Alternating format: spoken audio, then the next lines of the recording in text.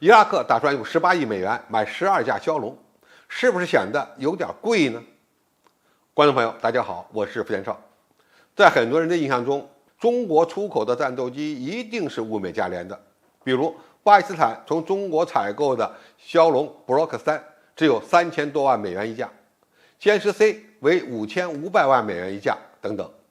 但是近期被炒作的沸沸扬扬的伊拉克采购枭龙的项目，却传出了12架枭龙高达18亿美元的价格。据保加利亚军事网引述巴基斯坦国际新闻报的报道，巴格达已经与伊斯兰堡签署了协议，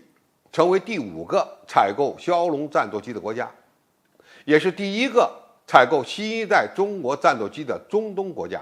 伊拉克决定采购最新型的第3批次的枭龙战机。网上传说，伊拉克将以6.64亿美元采购12架第3批次的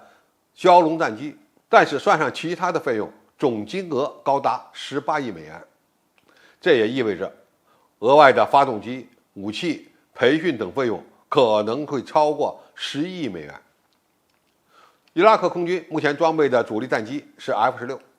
不要以为这是什么好飞机，实际上它正在变成废铁。由于美国对提供给伊拉克的 F-16战机实施了阉割，这种战斗机不但没有发射精确制导武器的能力，甚至还不能够发射超视距空空导弹，而且其战备状态极差。由于伊拉克和美国双方的政治关系紧张，美国一直不愿意向伊拉克提供必要的零备件和维修支援。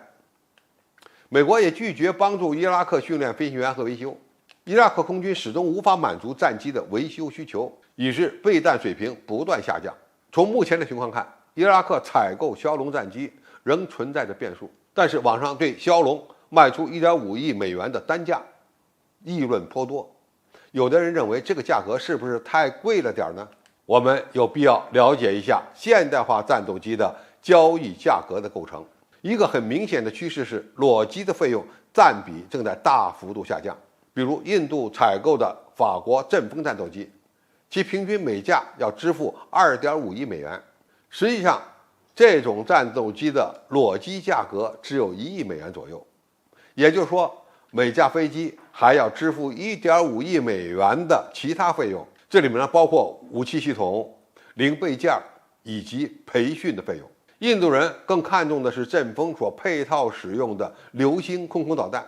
这种消耗类型的武器，其单价也是非常贵的。美国计划与印尼签署140亿美元的大型军售合同，这里面包括36架 F-15EX 重型战斗机，大约每架3.8亿美元。很多人又把印尼当成了冤大头，其实 F-15EX 战斗机的单价大概在1.6亿美元左右。而在这项交易中，仅配套增加的 F-110GE-129型发动机、联合头盔显示器、瞄准吊舱、有源相对雷达、主动爆准系统、先进敌我识别系统等等，还需要另外支付45亿美元。剩下的还包括培训费、导弹武器、地面指挥控制中心等等费用。我们可以想象一下，一个国家从俄制战斗机变为美制战斗机，它所牵扯到的整体作战体系的变化，其费用必然会高得离谱。相对来说，俄罗斯的战斗机性价比更高。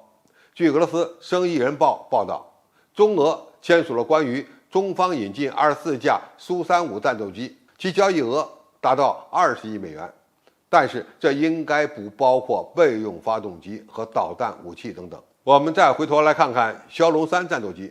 伊拉克采购的裸机成本大概在5000万美元左右，这可是配备了有源相控雷达的3代半战斗机，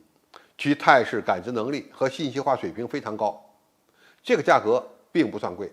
我们一定要认识到，现在战斗机造价最贵的就是雷达和航电系统，而不是机体和发动机本身。枭龙3能卖上这个价，只能证明其性能相当先进。如果再考虑到为枭龙3战斗机配套的还有防缺外的打击弹药，以及霹雳15空空导弹，就不难发现，